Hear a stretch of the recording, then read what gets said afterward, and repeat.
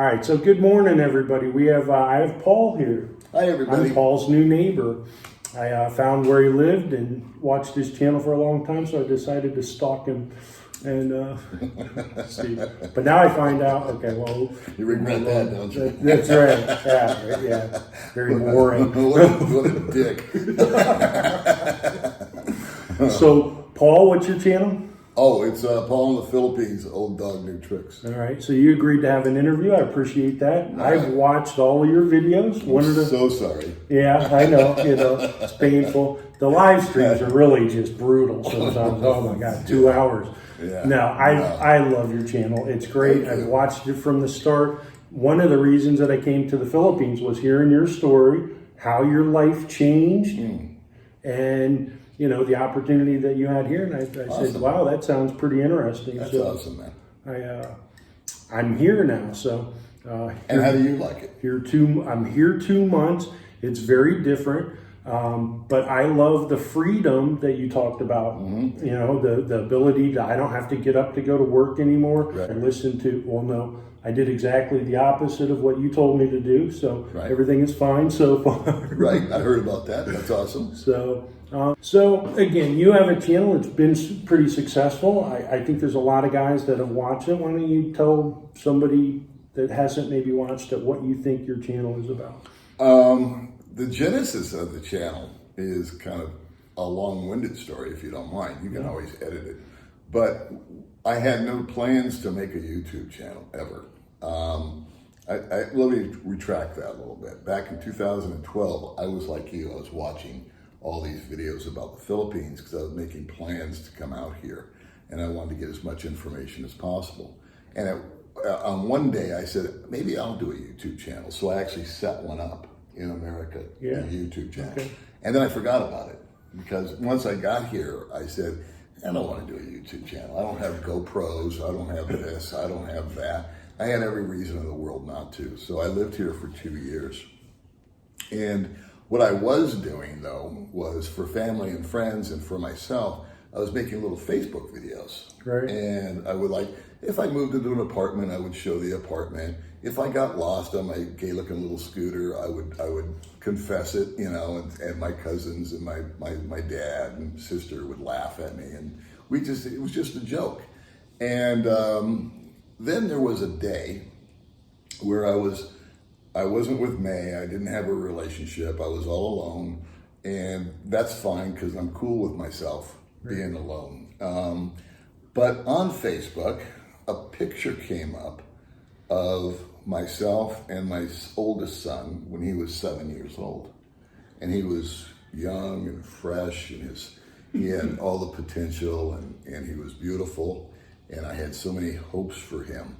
And what had happened was he had gotten addicted to drugs and became an addict. And that had always caused me as a parent so much angst and worry and shame and self-pity and all these other things that come along with guilt. And so it evoked this emotion in me when I saw that picture. And I started to feel shameful, and I started to feel guilty, and I started to feel bad. And I started to go right back to where I was before I moved to the Philippines, sitting on my goofy couch in Las Vegas, fretting about my life. And I said, you know what? This is not a healthy thing, these thoughts. And so for myself, I made a video called Why I Moved to the Philippines. And I didn't make it for YouTube. It was a Facebook video. It was a Facebook. Well, it was actually just a video for me. Yeah. I was alone. I felt like talking to somebody. And so the only person I had to talk to was me. the camera. And the camera. And so I set it up. And I said, maybe I'll tell this story and I'll share it with my family, or whatever. And I made it. In fact, the camera was the wrong way. It was up and down. It was, right? Yeah. And so I sat there, and I think it was 20 to 30 minutes, somewhere along there, why I moved to the Philippines. And I reminded myself.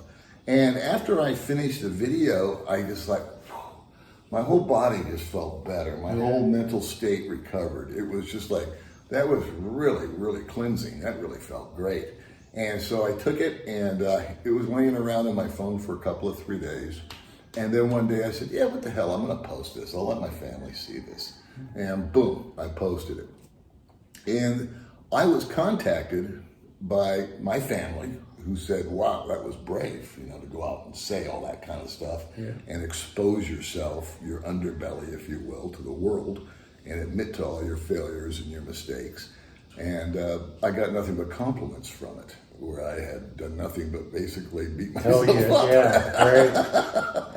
And then how much I screwed up. And not fellow vloggers, but YouTube vloggers started contacting me and said, man, you need to make a channel, because that was like nothing else we've ever seen.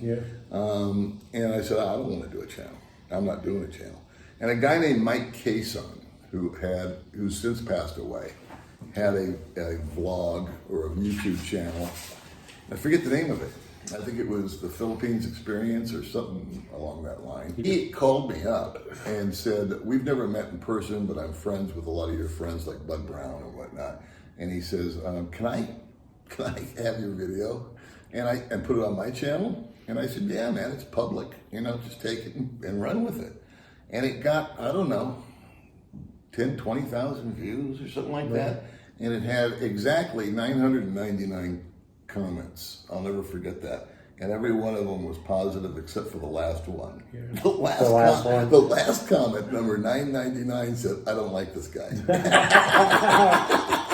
He's the smart one. 998, and all they said, well, that was awesome. And Mike was answering every comment and going back and forth.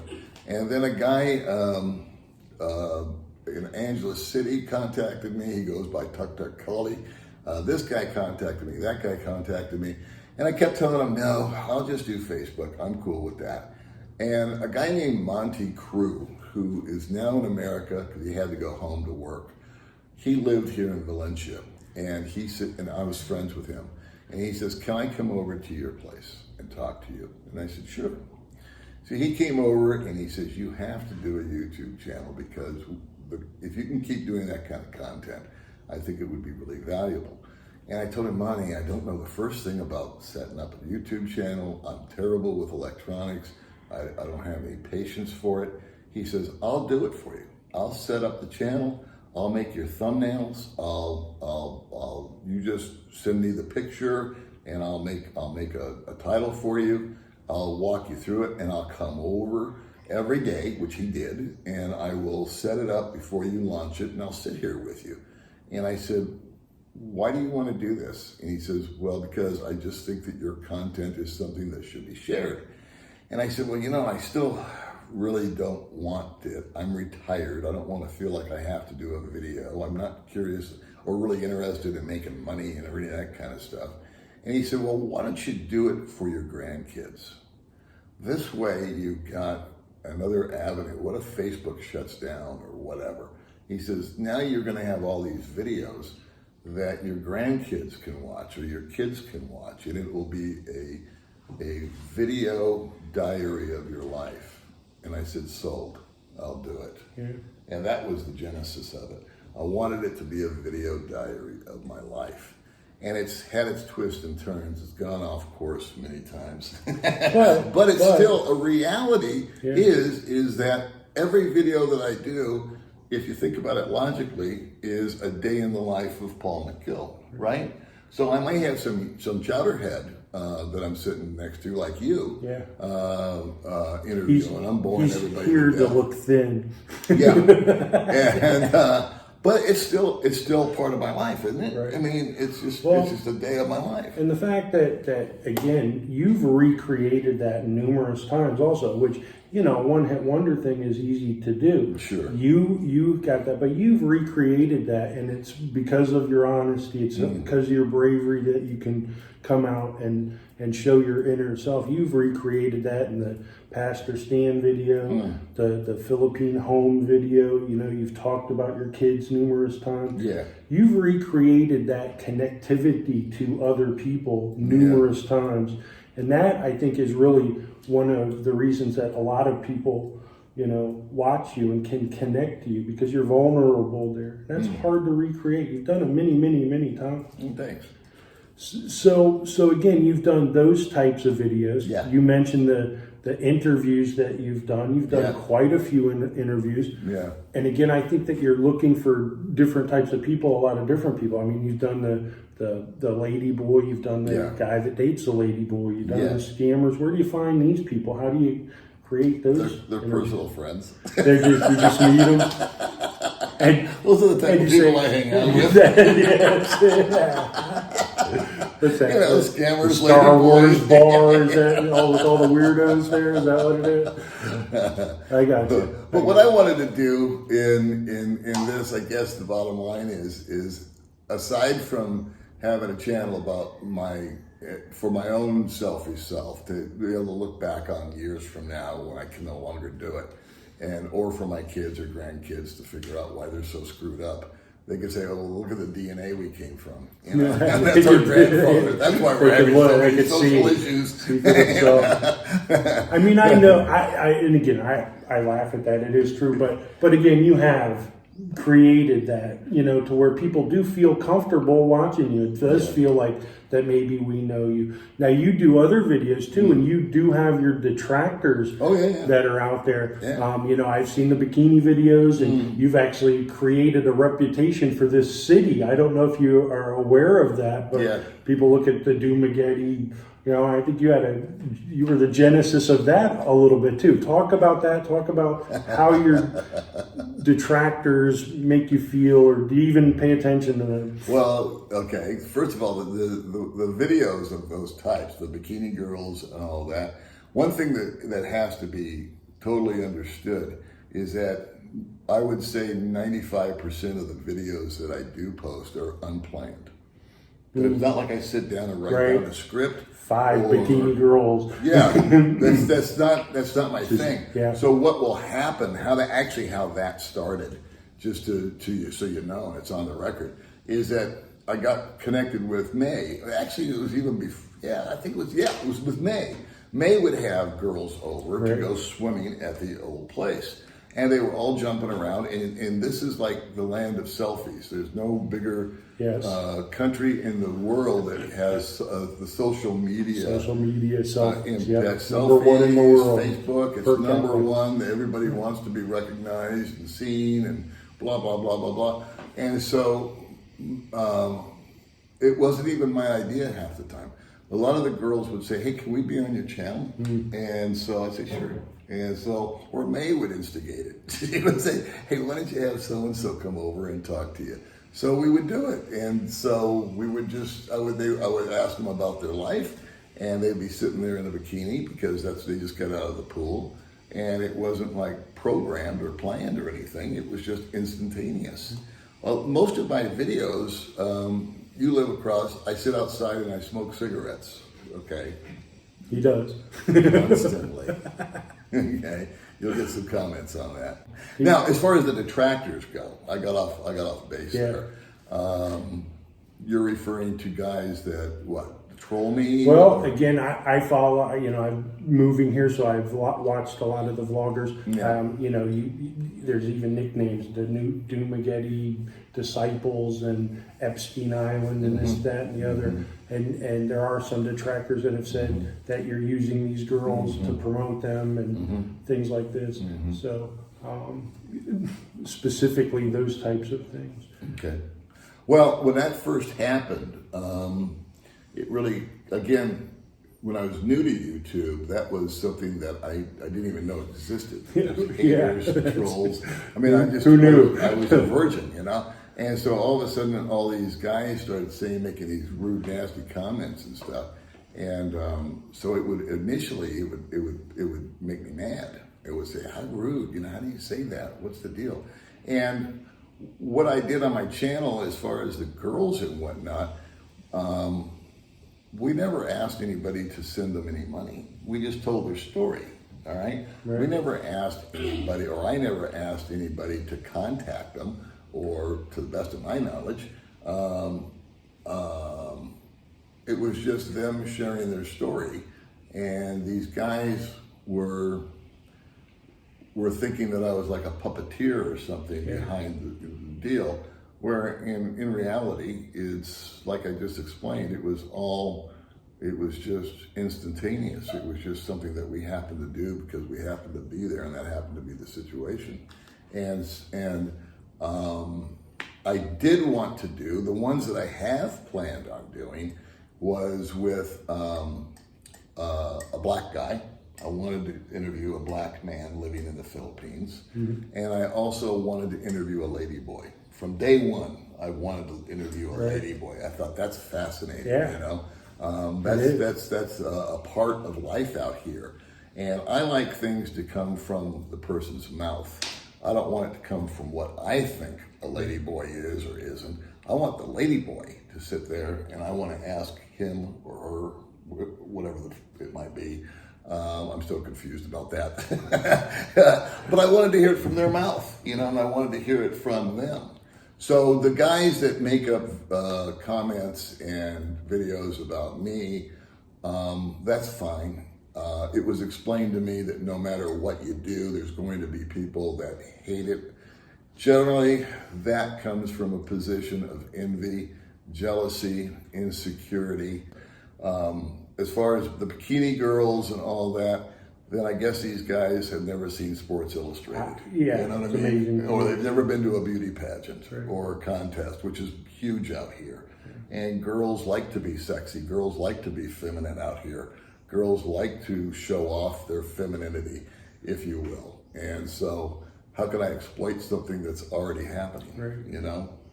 And it's it's against their will. I'm going to get back to that in a second.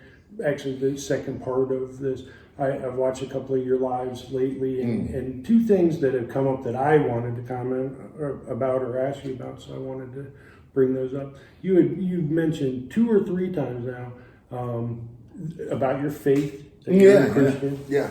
And then immediately you followed that up with the bikini comment. Mm-hmm. You know, you said, I'm a Christian, I love the Lord, I practice that, I'm not ashamed of that.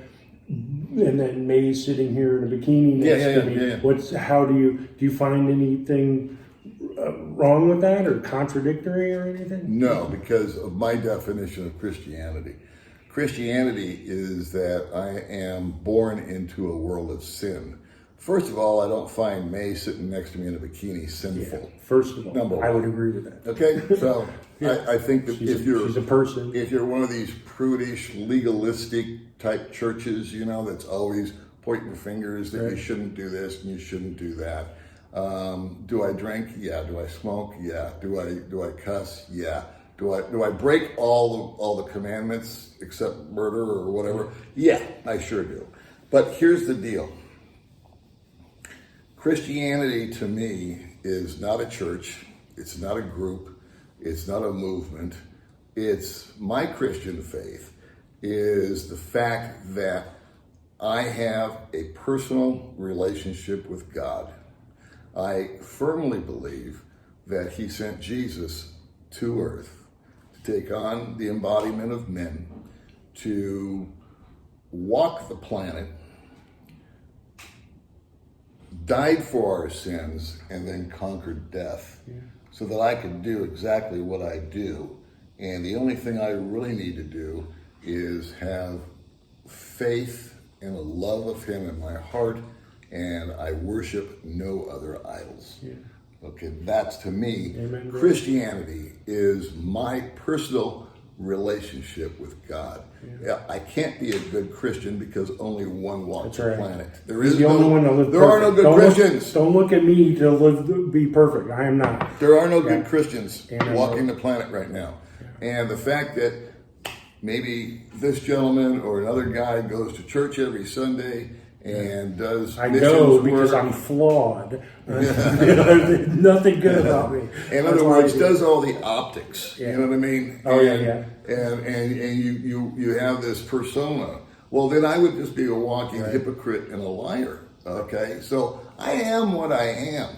But as far as being a Christian, I have a love of the Lord. I believe that when I die, I too shall join Him in heaven and have an eternal life. And it's really kind of simple. You know what I mean?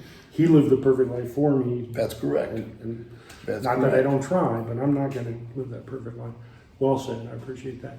Second thing I've noticed that you've said a couple of times is the fact that you don't want to promote any more channels on your Correct. show. Yeah. But then you're sitting down with an idiot like me, so I don't understand. Well, what I'm you're on your channel.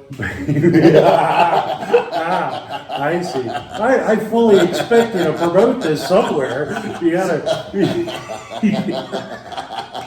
That was the deal. It was 5,000 pesos for 100,000 views. Wasn't that the deal? I thought that was the deal. No, talk about that a little bit, because I know it can, and again, the evolution of the channel maybe, is changing a little bit too, but there, there's some feelings behind that. So Yeah. explain a little bit about that. Well, I've had people approach me and say, hey, I'd like to be on the channel. And I've said, okay, sure. And then it has backfired on me in a number of ways. Number one, I didn't vet the people properly. And I don't want to go through that process. I don't want to turn this into a job. Yeah. I don't want to work anymore. I'm Yeah. retired. So I have had people on the channel that have been less than, and May has too, on her little channel, that have been less than honest with me about their life, about their situation, about this and about that. Because here again, these are people that I met like 4 hours ago. Right? Yeah. And they just are like one of May's friends, or they're someone's girlfriend, or they're whatever, and they want to come on the little channel and tell their little story. And I say, okay, and I talk to them, and me being actually very naive and unsuspecting, I just believe him. I just take a guy at his word, And so I post a video and I move on with my day, and some of the guys are interested in the girls and they contact them. And it turns out that the girls were a little less than honest. Right. And so that wounded me, that without any intention of doing so, some guys were hurt. All right. I have success stories also of guys that are actually in a relationship now with women because they first saw them on my channel, and they're in healthy, happy, loving relationships, which is very fulfilling. But it's become to the point where I do not ever want to be a party of anybody being taken advantage of, and me being the catalyst of that. Even though that wasn't my intention, of course. Sure. And I wasn't in cahoots or anything like that. Nothing sexy was going on there. It just happened. And so I guess if I know a person for a year or 2 years or 3 years somewhere down the road and they want to be on the channel, and they start a YouTube channel, I'm flexible on that. Okay. Yeah. There's been other people that I have promoted who benefited from that little promotion, and then turn around and stab me in the back, or stab me in the back, or both of us. And I said, you know what? That's just wrong. And why did I do that? No good deed goes unpunished, kind of thing. I said, I hate the fact that we have to keep proving that over and over again, but it seems to happen. So I said, at this point in time, it's just, I also want to kind of go back to my roots. I want to just sit down and be Mr. Potato Head on the couch and talk. And as you'd mentioned, a couple of guys had managed to connect maybe with some of the misfortunes or mistakes or problems or challenges that I faced. How I felt. Absolutely. And through that, there was an osmosis type of thing where the guy just didn't feel quite so alone. And I've gotten over, well, I don't want to exaggerate, we'll just say hundreds, if not thousands, of messages from guys that said, you know what, bro, I was really feeling down. And I saw your video and I feel a lot better. Because I didn't solve his problem, but he didn't feel alone in his problem anymore. And that's where men have issues with, we tend to internalize and we tend to be the guy that's got to be strong. We're the ones that come in and rescue. We're the ones that come in and fix the problem. Can't be weak, can't be vulnerable. Correct. When we all are. And women have this wonderful circle of friends that when they're getting their nails done, for crying out loud, they got 10 strangers there, and it sounds like The View, where everybody's just complaining about their life. And what the women are able to do is purge a lot of that stuff. Leads to other problems. Which, yeah. but at least they can get that totally. They get that emotional fulfillment there that men generally don't get. Don't. So men tend to lead these kind of, most men lead lives of quiet desperation. Right. Yeah. That's I forget who said that, but I find that to be true. Many men, I'll repeat it, lead lives of quiet desperation. They remain quiet, but they feel desperate inside, and they feel angst, and they feel anxiety, and they feel insecurities. And then they hear about another guy that's got the exact same problem, and all of a sudden it's relatable. Right. And it's like, wow, I didn't know, I thought I was the only one. Because men are very hard on themselves. Yeah. I'm really hard on myself. I can't speak for you, but no one can beat me up more than myself. Yeah. And we do have those traits, and that's why when you go into a group and you talk about addiction, for example, you let that out. All right, we're gonna stop there. Paul, I really thank you for your time. Sure, man. Thank you for your greeting me and pulling me in. You asked me at the beginning, how do I like it here? The one thing that I will tell you is I've had 5 or 8 men come together and talk to me. I mean, I haven't had that in a long time. That's awesome. It is. You know, you can sit around and I haven't talked to people like that before. I do want to thank you. I do think that I have connected. I've connected to you, through some of the things that you said. That loneliness, that despair that you get. Yeah. I know some of the guys that you're talking about, exactly how they feel. They have connected. So I thank you personally for that. I do want to make a point that all these detractors, I feel one of the things that they don't get is the fact that you have helped all of these people, even the ones that you say weren't good people or maybe did something to offend you. Their lives are all better off by meeting you. They've been on your channel. They've created their own channels. They've done things in their life. All of them. I've met a couple of those people. And even their life is better because you were there, even though it may not have worked out or they were dishonest. They've improved their lives. They may have a channel. And I hope they continue to improve. Yeah. And again, I can list 30 of them. And all these people, they probably wouldn't have a channel. They probably wouldn't have some of the confidence in their lives. And the detractors really should think more about that. You've improved these girls' lives and these people's lives more than you've ever hurt them or, taken advantage of them. And I know that just from talking to a few of them. So I am sure that without all the stuff behind it, that they would say thank you also because you've been there for them. Yeah. I just want you to know that. And again, I don't give advice. I would never tell you what to do. That's my line. I know. They're both your lines, and I appreciate them both.